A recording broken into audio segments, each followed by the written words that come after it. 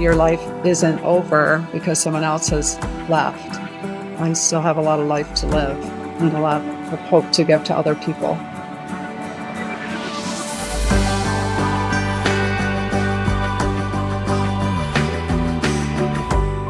Hi, welcome to Resonate, Conversations and Life Lessons from Rancho La Puerta. I am your host, Barry.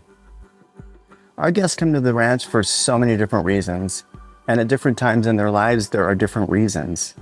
Some come because they're celebrating an event, a milestone birthday and anniversary.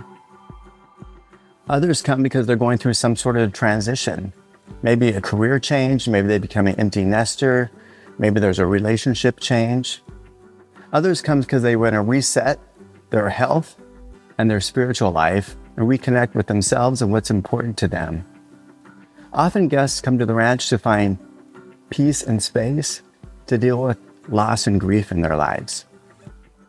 Today I'm joined by Julie Green. She has written a book called 1,000 Little Memories.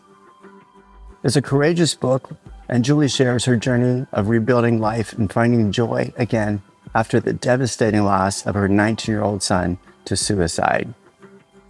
She shares how she was able to find light in the darkest of circumstances and honor those lost while still choosing to live her life fully. Julie's vulnerability and honesty about grief, her healing, and the long path towards hope offers comfort and guidance to anyone who is facing profound loss.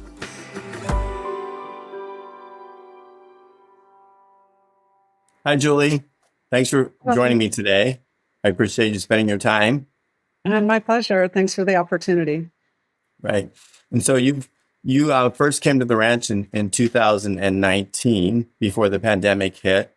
And actually this week you're here as a nurse helping cover for our medical team, correct? I am. Yeah. Right.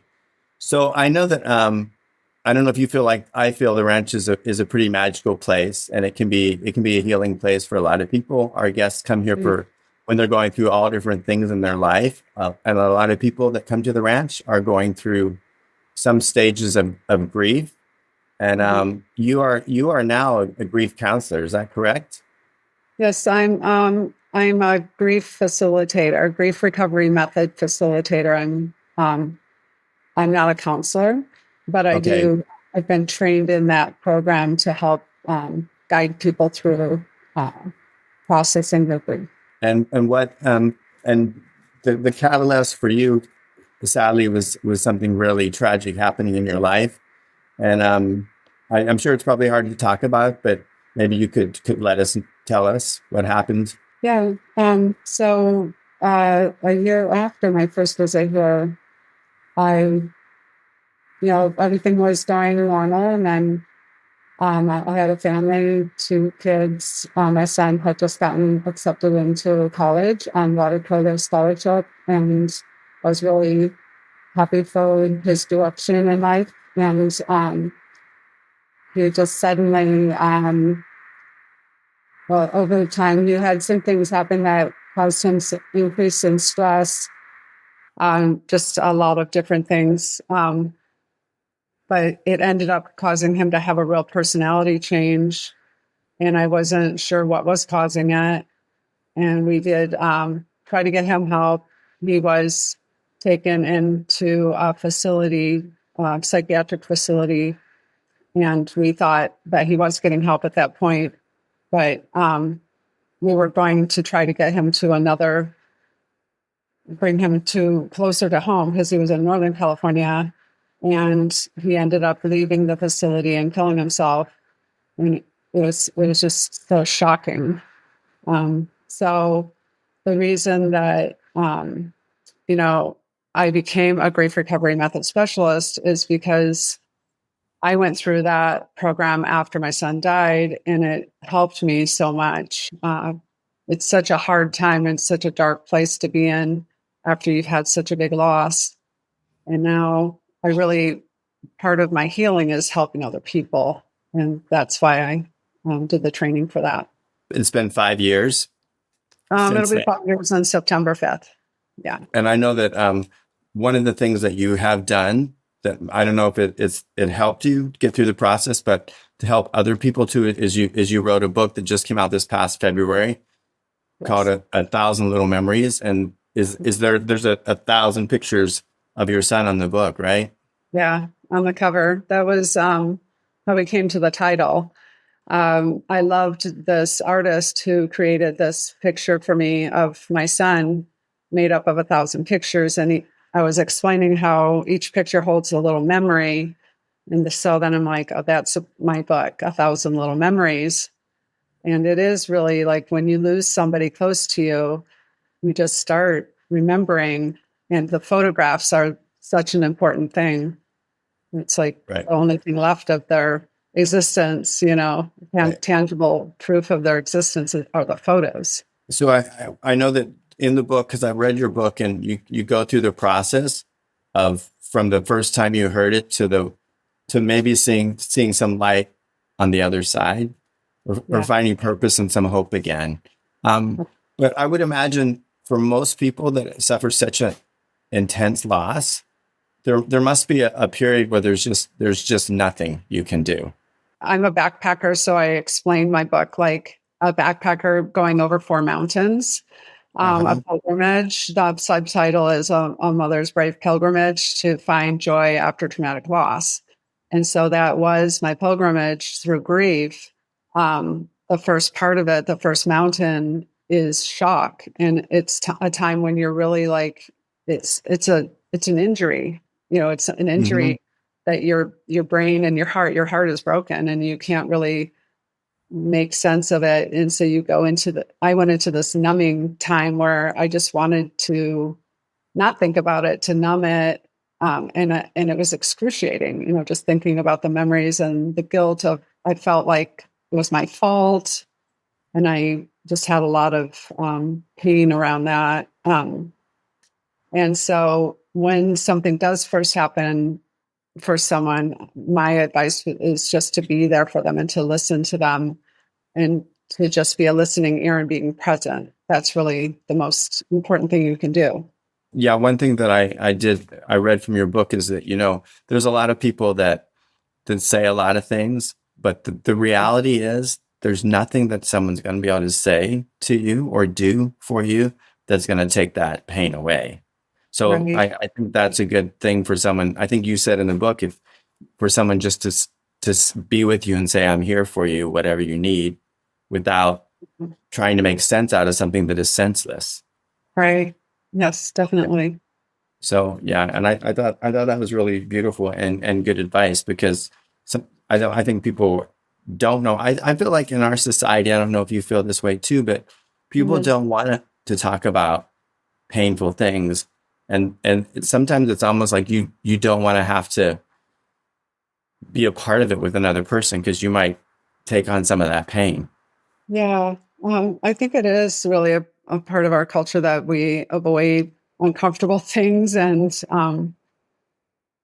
I think people do shy away from that. They want really you to get back to normal as fast as possible. And people say things to you like, oh, you're so strong and you're going to get through this. And, just allowing someone to really feel their emotions and be there present with them, and just really embracing that and being comfortable with it is not something that a lot of people are used to doing. And that is what you need. And Right. so just that's what I would advise people, if you know someone that is going through a big loss, is just to don't say, oh, I'll give them time by themselves. Like people usually, you need someone with you. And if they do have someone with you, sometimes people don't want anyone else. But as long as they have at least one person or a few people that can be there with them, Right. it's really healing. Yeah. You had mentioned that initially, and I think it's probably normal when people have loss and grief, is that you want to just numb it. And what did you do to numb your pain, and how long did that phase take? Well, my favorite thing was drinking wine. I drank a lot of wine. I love wine. I still do, but I was abusing it. I was drinking it, like sometimes a whole bottle by myself, just watching Netflix. And that was the other thing, just sitting, vegging on my couch and watching TV, watching Netflix, show after show, and Yeah. drinking wine. But then after a while, it wasn't really helping me. It was interfering with my sleep, and it was I gained, eating food too, comfort food, and just not really not living mindfully for sure. Just trying to get through it. What got you off the couch and to Oh stop yeah. doing the wine? I don't remember one thing that did it, but I think it was just a realization like this isn't working. I wasn't feeling good. I think I saw a picture of myself. And then it was kind of a wake up call, like, wow, I look really bad. And I don't want to go down the rabbit hole of people can die after you lose somebody if you don't take Mhm. care of yourself. So I started realizing, you know what, I need help. So I reached out for therapy, and that was when I started making a switch and Right. focusing more on getting help and healing and processing it. Right. So it was a gradual thing, and I don't know the exact timing Yeah. of it. Yeah. So, you also in your book talk about there's rituals and techniques that help to help you through it. What what are some of the rituals that you used? One of the things that I talk about in my book is something that helped me a lot that someone told me was doing the box breathing. It's a technique Yeah. that helps move your sympathetic nervous system, which is being triggered by the grief and causing you to be in that fight or flight mode. Hmm. Um, and the box breathing is breathing in for a count of four, holding it for a count of four, breathing out, Right. four-sided breathing. And that helps to shift over into parasympathetic, where you can think more clearly and it doesn't react, your body's not reacting as much. Right. I started doing that regularly. And then as far as rituals, I did start walking on the beach and collecting seashells. And that was really healing for me because just collecting something and being out in nature. And I'm fortunate to live right by the beach. So I was able to hear the ocean, see the ocean every day, find shells, find feathers, just little things that became meaningful to me and started collecting them. And by doing that every day, it was the exercise, getting outside in the sunshine, being in nature, those things are really healing. And so that helped me. In your book, you mentioned that that Jack, your son, you think that sometimes he sends you messages, and dragonflies is one of the things that you brought up. And I've heard from other people that dragonflies is something that people often associate with someone who's moved on. Mhm. I did. The day after Jack's funeral, my parents we had a reception in their backyard gathering after his funeral, and the next day I went over to help just clean up, and a big, beautiful iridescent blue dragonfly just came flying down, and he went right in front of my face, and he paused, and then he went to the Mhm. other side. He did that about four times, and I just felt like, wow, I don't know. It just really made me feel like Jack was there. And that just made me it felt like his little spirit animal or something was Yeah.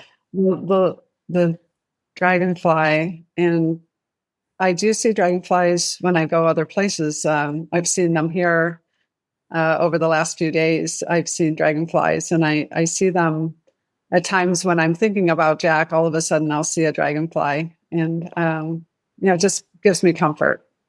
And in your book, you also mentioned that you did a hiking trip to Utah, and Mhm. there was what, like, I don't know what you would call a group of dragonflies, but a swarm of dragonflies that showed up. Yeah, I went on a trip not that long after Jack died, some friends invited me to go with them, and I didn't. At first, I was reluctant. I didn't think I could do it, and it ended up being such a wonderful trip. Again, just being in nature and being with people, and kind of forcing myself to do something, even though I wasn't sure how I would be. But there was we hiked through what's called the Narrows. I don't know if you know about that, but it's this beautiful gorge that it's in the water, and you're walking over rocks with a big stick.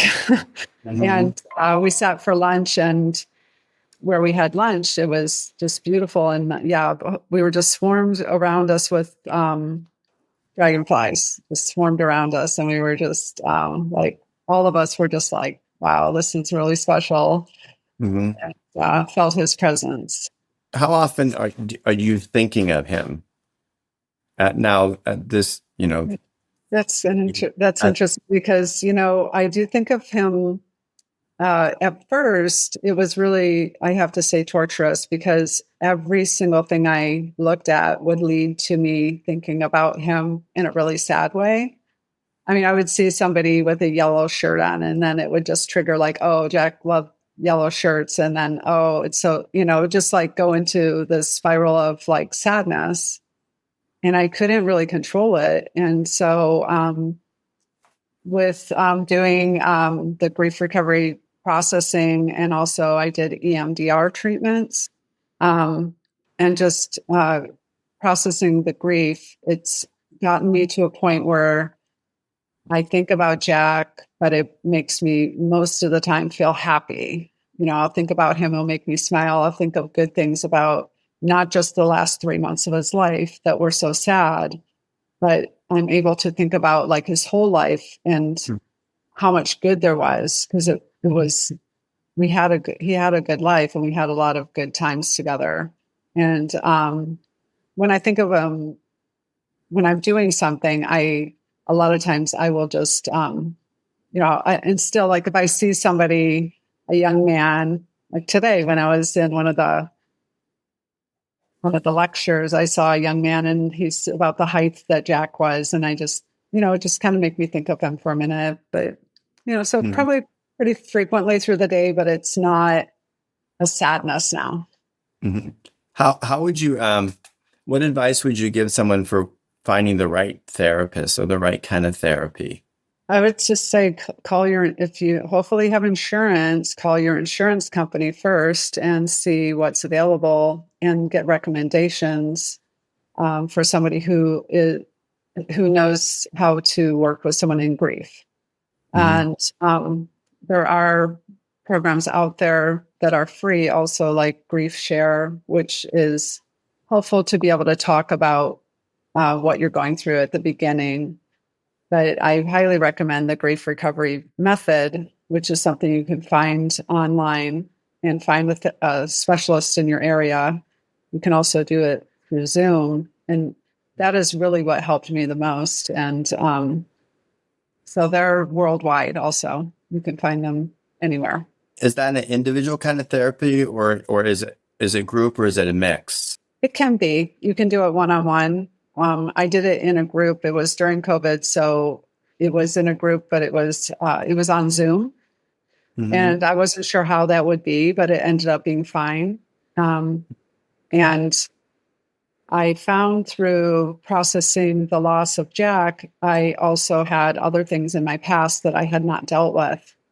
And so I was able to actually process 6 major losses from my life.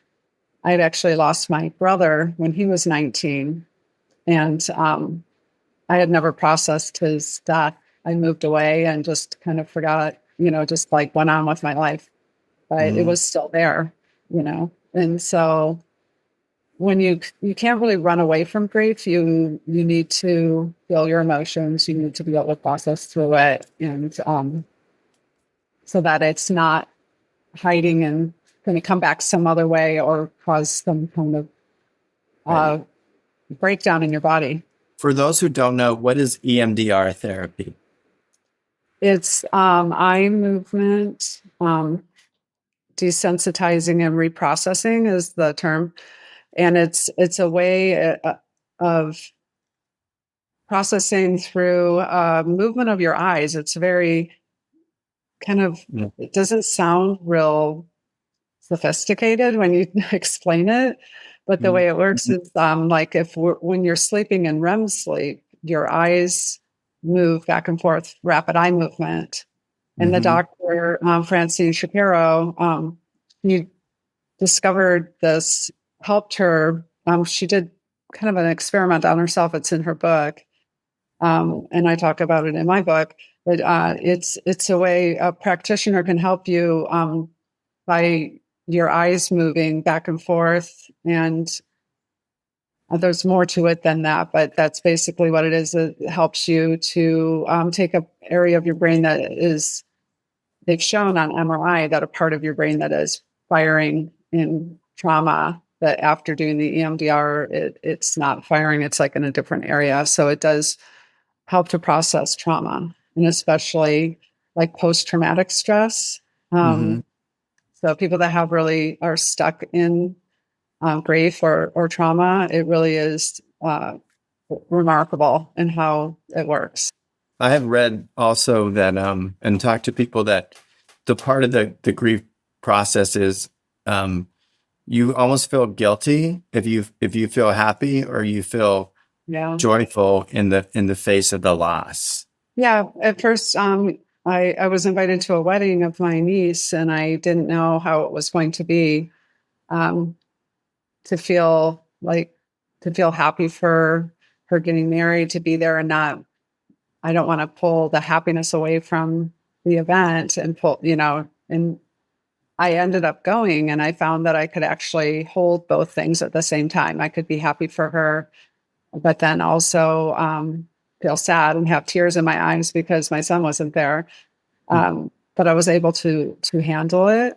But it does, I was, feeling that way at first, but I then started realizing that I have to still live my life and feel happiness in my life. And I didn't want to move through my life feeling bad about feeling happy. So that was one of the things that I did have help with going through that grief recovery method. It helped me and also finding a life coach who helped me to work on mindset. That was another big thing that was a big shift for me, to be able to say, I have a choice in this and how I feel.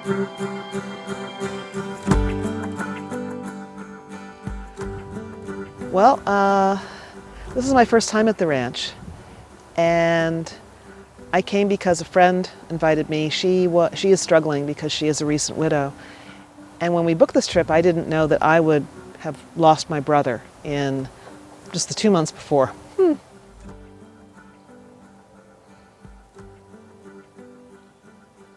It's a little hard to talk about still, but I thought that maybe coming to the ranch would help me to heal. And I was right. I had no idea how much I was right. The other day we were up hiking on the Coyote Trail, and the rocks all are so, well, first of all, they're beautiful, but they're also very evocative. You can see what you want to in them.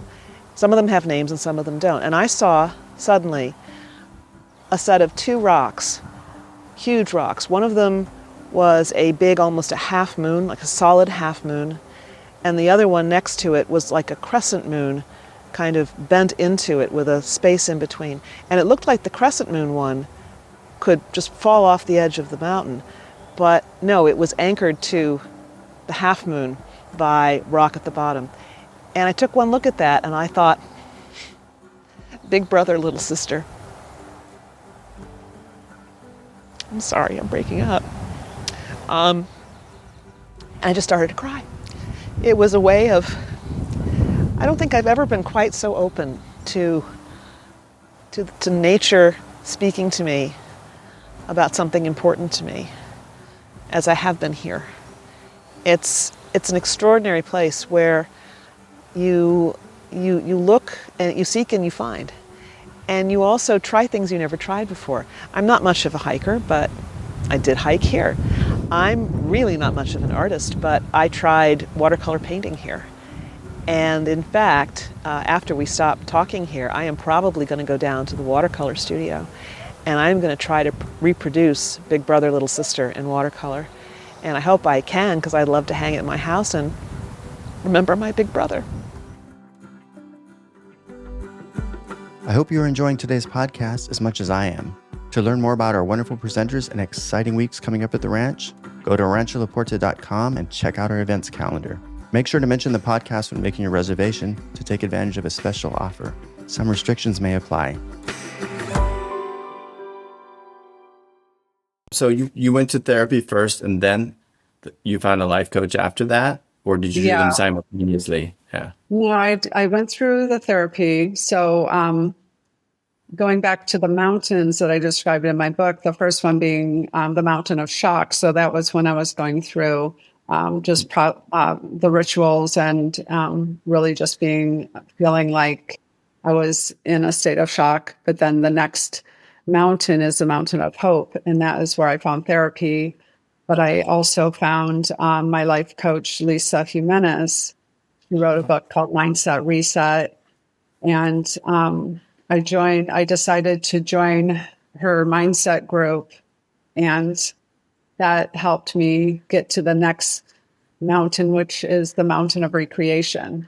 So I started recreating who I was, because really when my son died, the person I was before he died was gone. I was a new person. I was a different person. And now I realized I needed to recreate who I wanted to be going forward.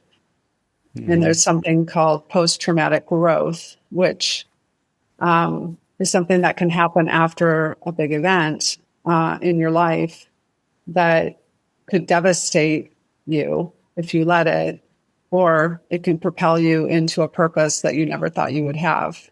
And that is really what has happened in my life. And so meeting Lisa Jimenez really helped me in that, having the life coaching and saying yes to opportunities to create who I wanted to be.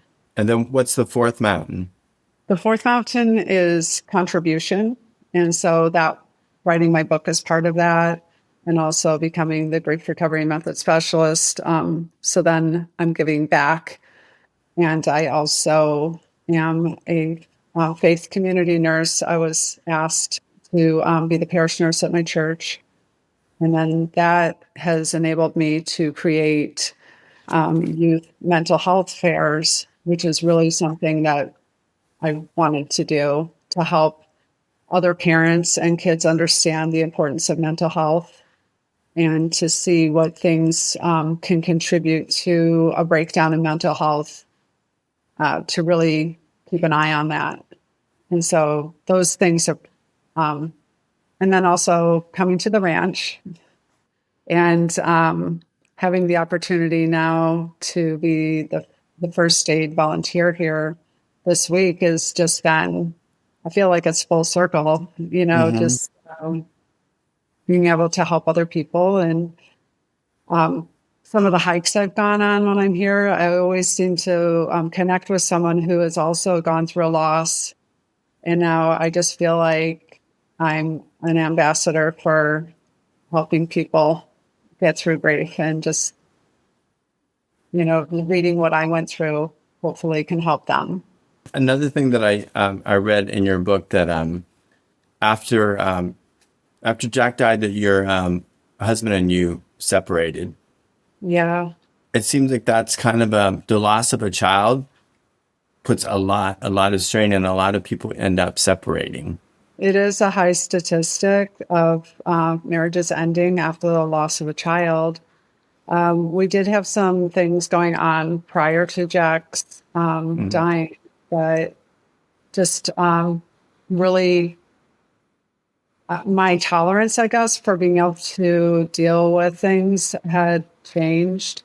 And so I needed to just really focus on myself, and I chose to separate from my husband. We had been together for over 30 years. He was my best friend.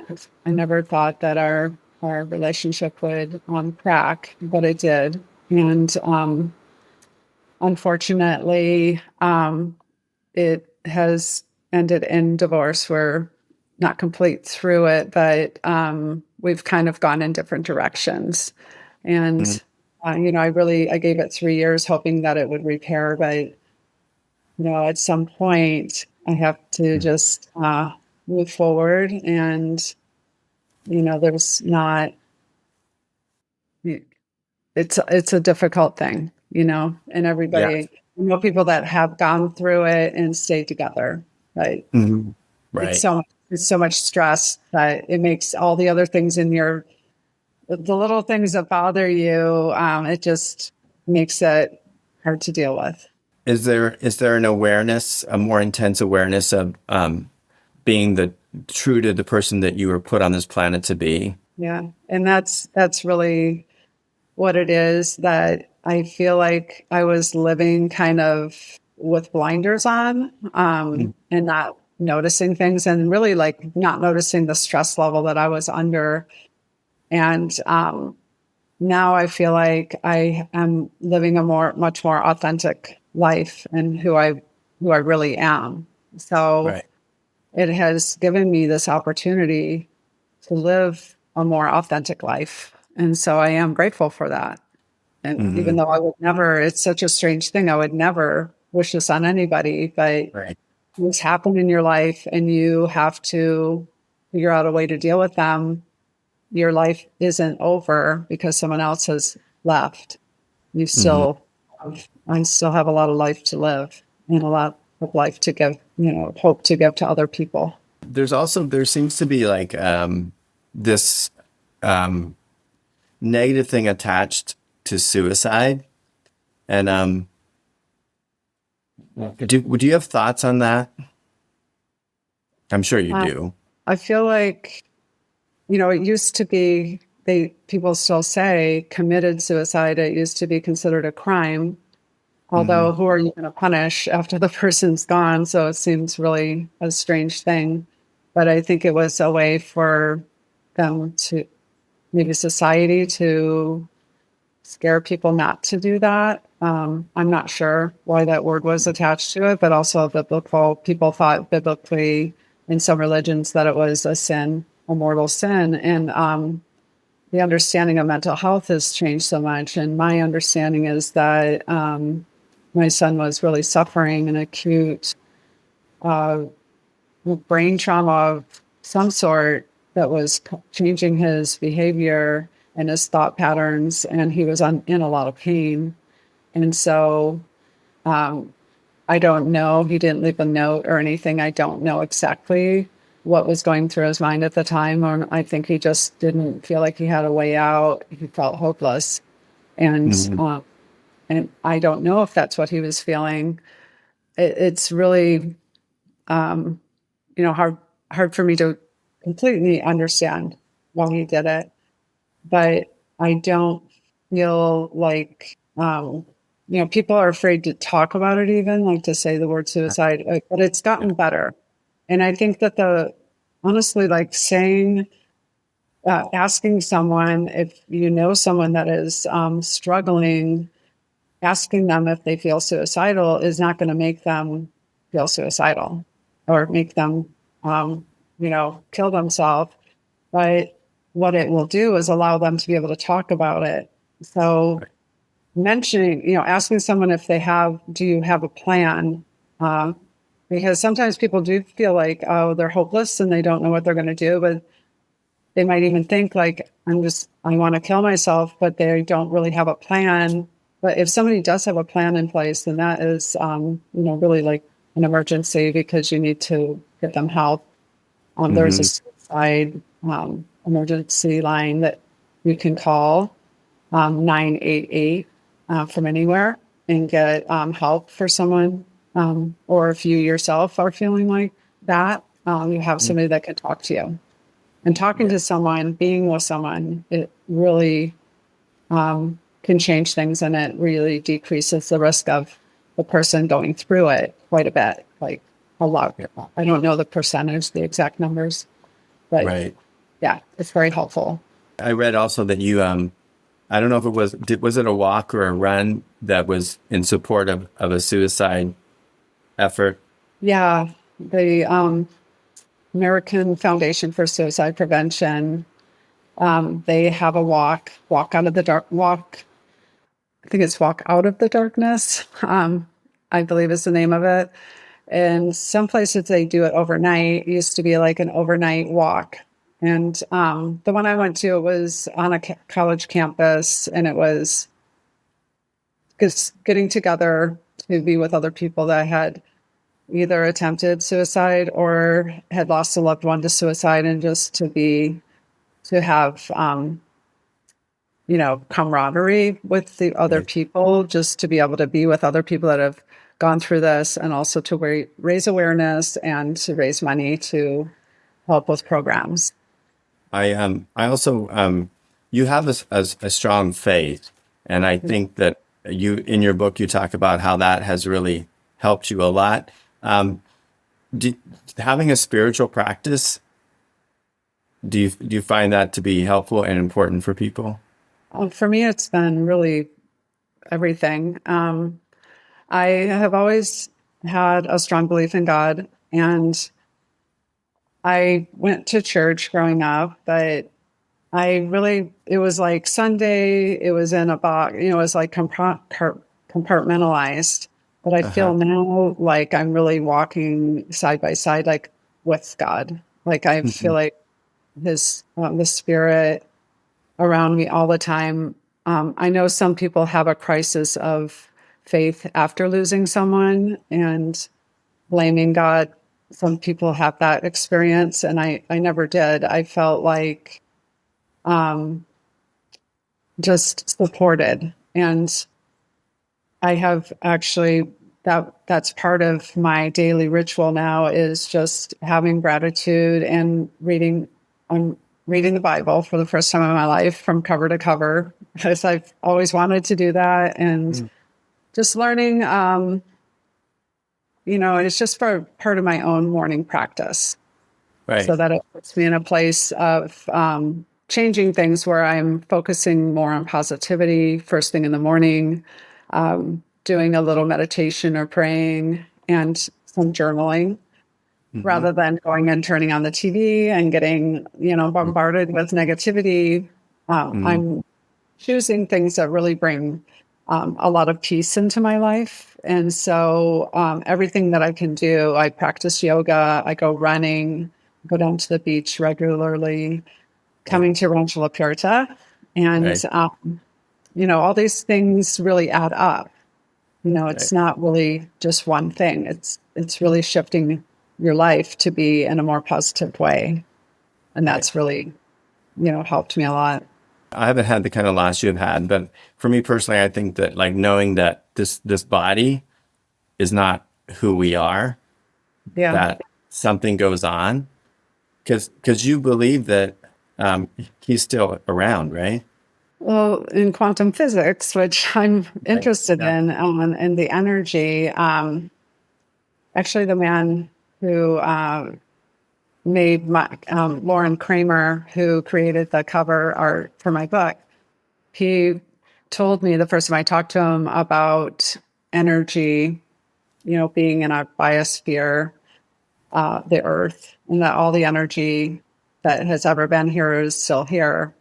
And Right. so I've heard this before, but just the way he explained it, it just really hit home for me. And I just, I know, just being a nurse and with science, like energy does not disappear; it changes. It moves. Right. So the energy that's within our body, that is our spirit, when we die. I really believe that it is somewhere that we can't see, but it is still around. And for me, I feel like the energy of Jack when I think about him. And sometimes things will happen, and I'll just think like our computers were giving us trouble when we were sitting down to do this podcast, and I'm like, oh, that's probably Jack playing tricks on us, and just it feels like his energy is around me. So yeah, Do you yeah, feel that Jack wants you to be happy? I do, because he was a very happy-go-lucky person until the last 3 months. He was a person people called him Megawatt Smile because he would come into the room and he was 6'4". He was gorgeous. I have to say I was his mom, but he was just a beautiful human being physically, but then also in his spirit. He was just very loving and kind, and he would look out for the underdog. And he would, if somebody was sitting by themselves at the lunch table, I heard stories from people that he would go and say, "Hey, come and join us," and just that kind of a person. And so, I know that he would want me to carry on and carry his loving, happy spirit in my heart. So that's what I do. Do you have rituals to do to honor his memory? I read in your book that like the first Christmas you set his picture on a chair at the table with everyone. Do you still do that? And what are some of the things that you do to honor his memory or keep him alive in your heart? I don't put his picture there at Christmas anymore, but I did the first year. But I do have an angel and a blue candle that I do set. I set a place for him at the table. And I even have a Christmas cracker, which is our tradition, an English tradition of in the morning we do these Christmas crackers. And so I have one there for him. So we always my daughter and I will pull the cracker to see what Jack got. And so we just, keep him as part of our family tradition still, because he is still part of our family. And, on the day of his birthday, my daughter and I, the first year after he died, we went to Disneyland, the two of us, because Jack and Tori and I used to go all the time, the three of us, to Disneyland. And so we're trying to make that our yearly tradition. But it might be morphing into something different. But every year I keep that day, his birthday, free to do something to think about him that brings joy to my life, just to remember him in a positive way. Yeah, it's beautiful, and I so appreciate you sharing. Is there any final thoughts that you want to share with listeners that might be going through grief and loss? Yeah, I would just say that it is such a hard time when you're first in it, and it's hard to even know what's going to come out of it. But just to know that there is hope that you will find joy again, to work for it. But it doesn't just happen. You have to actively participate in finding a new path. And so I encourage people to not just, there's 3 choices from this book, The Happiness Advantage.